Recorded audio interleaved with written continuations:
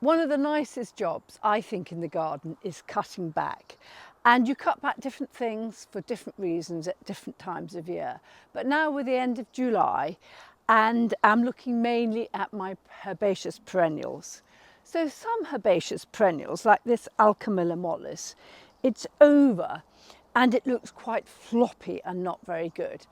And the reason I cut this back, and I'll cut it back just like this, just to remove the flower heads, is because when you cut it back, it will then produce a nice set of new leaves and it will just look fresher and more pert and not so sort of half dead looking. And at the same time, I might remove the odd dead damaged leaf, and it's quite a quick job. Usually I do it with secateurs because you can then just grab them by the clump and you can be as selectively low and high on each plant as you want. And many plants that I do this with in the garden, so I do it with the Alchemilla mollis, Bergenia. So Bergenia produces its set of flowers, its spike of flowers, and they may be pink, they may be white. But when they've died down, if you cut off that flowering spike, it's amazing how lusher the basal leaves grow, and the whole plant looks better for the next few months of the summer. And that is the same with Brunnera, I find, if you just cut back that dead spike. And there are many more plants that you can treat like that. Things like pulmoniums, I'll show you some that I've got in the meadow, Jacob's ladder. I've just cut them right back to the base and then we'll get some nice basal leaves. Things like ajuga, things like hosta. And you could just do it by trial and error if you're not sure whether you should cut it back or not. If you're not sure what to cut back and what not to and at what time of year, Tracy DiSabato-Aust wrote a whole book called The Well Tended Perennial Garden, and she puts very comprehensive lists at the back as to what to cut back when. Now, I think people get a bit too worried about it because if you do chop off a load of flowers and you don't get a regrowth, then you soon realise you've done something wrong. But this is one main lot of flowers that I cut back this way. And then I cut back other perennials for different reasons. So with Delphiniums and phlox, you often cut back the flower spike, the first flower spike, when it's over, and then it will send up later more flowering spikes. And that is the same with phlox and Delphiniums and a few others as well. Now, if you've got quite poor soil and you're growing Delphiniums, you might not get a flowering spike. So it does depend to some extent on the plant and the amount of vigour that they've got from probably your soil conditions. And I always remember Rupert Golby telling me, who's a really well-known garden designer, when he worked for Rosemary Verey, who made her very famous garden at Barnsley Manor, he was working for her and he was deadheading her Delphiniums, and she said, go and deadhead the Delphiniums. And he cut the spike down to just above the ground, and she threw her secateurs at him and she shouted, wow, you must never do that. You take out each little dead flower on the spike, and then when the whole spike's finished, you cut it off at the bottom. But she was a perfectionist, and most people wouldn't take the time and trouble to do that. And that's the thing about gardening. You do it the way you want, according to what time you've got, and how you like it to look, whether you want it to look in total apple pie order all the time, or whether you're more relaxed. So come and have a look at my pulmoniums. Pulmoniums, which actually form the main point of this meadow. Now, this is a perennial meadow from the mat that was planted 2 years ago, and it started off with 25 different species of plant. And now we cut down the meadow on Friday with a strimmer, obviously not with secateurs, and you can see already, despite the fact it's quite dry, we've got lovely clumps of new basal foliage coming up. So probably in a week we'll be completely covered with these lovely basal foliage coming up, and the whole thing will look a lot better. Come look at my artichokes.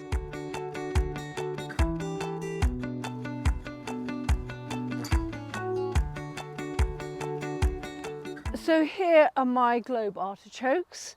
They finished flowering. Well, we had the flowers.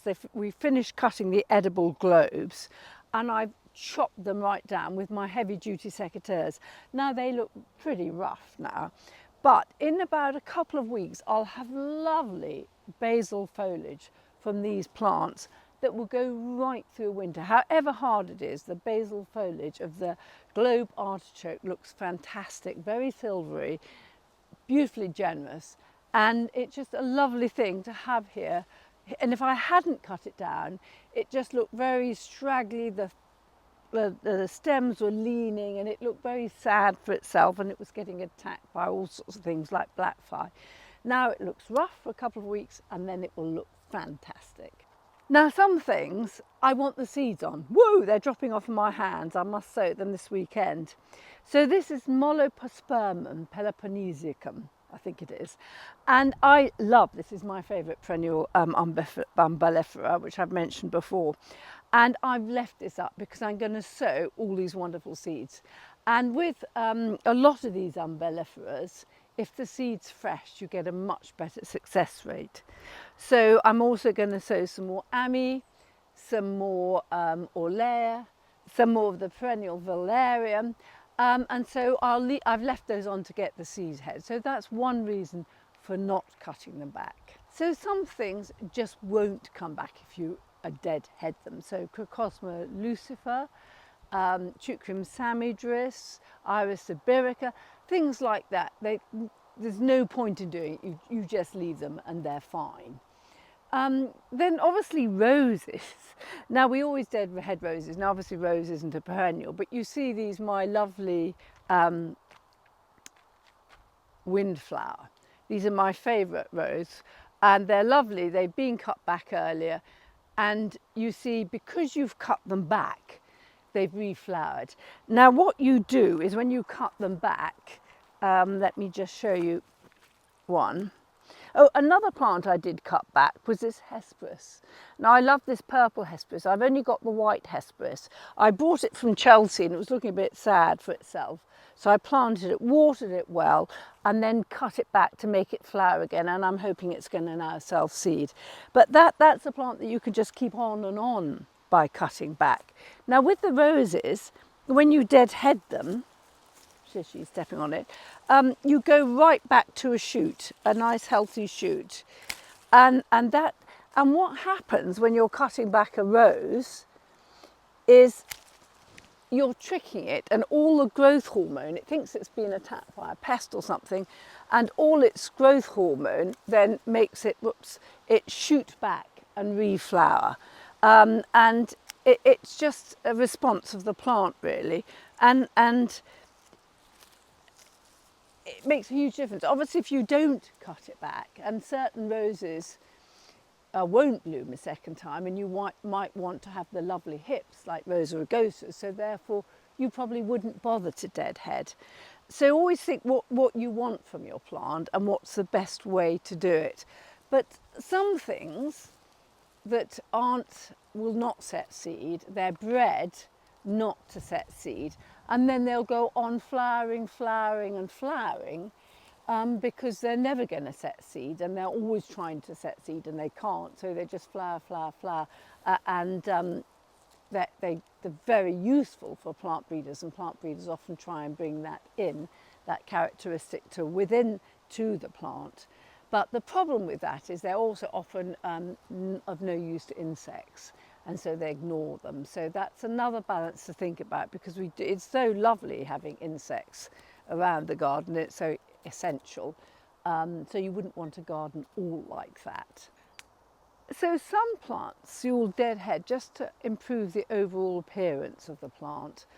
Something like the daylily, Hemerocallis, you might want to do that. And also Echinops, you might want to do that, and Artemisias. I always remember the story of daylilies, because obviously daylilies, they're called daylilies because they just come up, flower for a day and then die. And I remember we put some in a client's garden and they said, I don't know what's the matter with the daylilies, they just always die. They come out, look wonderful for a day and then die. I've tried spraying with this, that and the other, and nothing works. And that's just the way they are. They produce hundreds and hundreds of flowers, and they live for a day and then they die. So many things you cut back to encourage more flowering, things like Gyra, Astrantia. You just keep cutting them back when they've flowered so they go on blooming. So here my Echinops Ritro Blue Ball, and always they flop right down. So what I did this late May, and late May is when you do the Chelsea chop, and it's called that because it's the time of Chelsea. And so what I did is I cut down not all of the stems but some of them, so I wanted a variation in height. I was just playing around really, and you see they have much less flopping than normal. They're much more erect. I think next year though I'm going to go in and cut them all much tighter down because I much prefer it. Now when you cut them back and do the Chelsea chop, they do flower slightly later. They will send up more blooms and they tend to be smaller.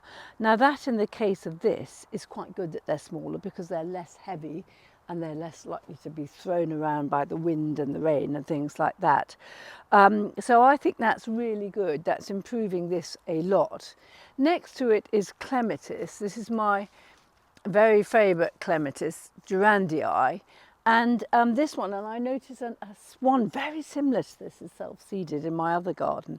And we've got lots of lovely white seed heads. So I wouldn't cut that because I actually like the look of the fluffy seed heads. On the other one that's self-seeded, they're much whiter and more fluffy than this. And they're a real feature. So I will leave anything that's got a nice looking seed head. You could say the same with peonies. Peonies send the lovely seed heads up that can be out of the border, please, Ziggy. Zig, out of border, off. I'm just trying to teach the dogs not to go on the border. And we're almost getting there, aren't we, Zig? Can you get off, please, my love? Thank you. Good girl. No, not in there either. I went to intensive dog training. Off. If anything's got a nice seed head, leave it. If you want anything to set seed naturally, obviously leave it. Come and have a look at my sedums. Come on, Zig, you come with me. You're up to no good there, I know. These are my lovely sedum, sedum Delphinium. And these I cut back in May, end of May again, Chelsea chop. And these are notorious for flopping around a lot. And so heavy cutting back. To about 2/3, so I reduced the stems when they were about this height to about that height at the end of May, quick snip with the secateurs, and then you get more stems, smaller flowers, stronger growth. Another plant that I cut back after they've emerged is the dahlia, and you can see behind is Dahlia Thomas Edison. And that clump, which overwintered in the ground, when it shoots up above the ground in sort of June-ish, and it's about that height, I'll reduce it back to half, to about 6 inches. And that means it throws up more stems, they're shorter, they're stouter, slightly delayed flowering, but I get more blooms, and it means I don't have to stake them. And I rarely, if ever, stake my dahlias, whatever size, whether they're huge ones or the little ones. Admittedly, that's partly because we're on very poor soil, so I'm not growing huge, lush specimens, but also by the way I treat them. So this is my salvia ceratoposi, and it's one of the best salvias. It's hardy here in the East Midlands, and it gets lots of dead heads, and it does look scratchy. So this is one, when I've got the time, I'll just go through and just clean it up a bit, just to tidy it up, because it just looks so much better when you do that. And a lot of that you can just judge by eye really, can't you, whether it needs doing or not. And every so often these get quite woody, these salvias, and so come spring, when they've got really thick stems, when they start to shoot into growth, I'll cut them right back. And that means you don't get such a straggly plant, but it keeps it rejuvenated. Now obviously salvias don't live for 100 years, they're a fairly short-lived plant, maybe 6 or 8, but they get stragglier as they get on. But they're so easy from cuttings. You know, I'll shove these in one of my hydropods and it will be rooted in a couple of weeks. And you know, from a size like this I could get 100 plants, no problem. So I tend to do that with them so that you've got nice rejuvenated young plants, and they're not all old. I mean, I say these things, but some years I'm just too busy and I'll be living with a straggly plant for a bit, and some years I'll be more on it and have more time, and I won't. So, and that's the same with all of us. Not many of us can devote all our time, or as much time as we'd like on our gardens, but these sort of things just make quite a difference. The peony behind, you see, it's got the seed pods coming in now, and these will go sort of red. That's Julia Rose. That's a cross between the herbaceous peony and the tree peony, but it's also the same with the herbaceous peonies. Most geraniums, there's a herbaceous geranium there, we might well cut back. I think all of them respond to cutting back, as I understand it, except for the very thin-leaved ones which don't respond so well. And you can cut those right to the ground after flowering, and they'll send up lovely fresh foliage again. But with some of them, I mean, Johnson's Blue that I've got round the back, I will do that. I'll cut it back after flowering, but I'll just remove the flower heads, usually not bother with all the leaves. Dahlias, obviously, you deadhead as well. Now this one I've just been cutting hard back because I've been taking lots of cuttings from. It's called Negroni, and I rather like it, so I'm going to get masses more. And so I'm growing it in a pot, watering it like mad, and taking loads of cuttings. Normally on most dahlias you can see, because some people find it difficult to distinguish between the flower bud and the spent flower, but normally the spent flower has a much more oval type bud. I always try and deadhead my pelargoniums because they don't look great when you've got the dead flowers on, and it makes them flower more. I think I've just done these so I can't show you. But it does make a huge difference, and it's a very easy job to do. Some people remove the actual dead florets and not just the whole flower. Again, so if you've got the time and you just take out each one as it passes over rather than the whole thing at a time, then so be it. So this clematis just sprung up here. I don't know where it's come from. It's got these really pretty little blue flowers and these lovely fluffy seed heads. I think it's a scrambler. I'm not sure it's a climber. I think it looks more herbaceous-y in its form, but I'll try. I'll train it up here and see if it does climb. But I think it's a really nice surprise to find in my garden. So cutting back is a fun thing to do. Think about what you're doing and what you want from the plant, and that will dictate how you do it. Trial and error is always fantastic. If you're on very rich soil, obviously things are going to repeat well, like roses will bloom really well on and on and on if you're on good, rich soil. But if you're on poor soil, everything's going against them perhaps. So it might not be you that's doing it wrongly, it might be your soil. But if you're in any doubt, have a look at Tracy's book. It is really good, really comprehensive, and the lists at the back are very, very clear.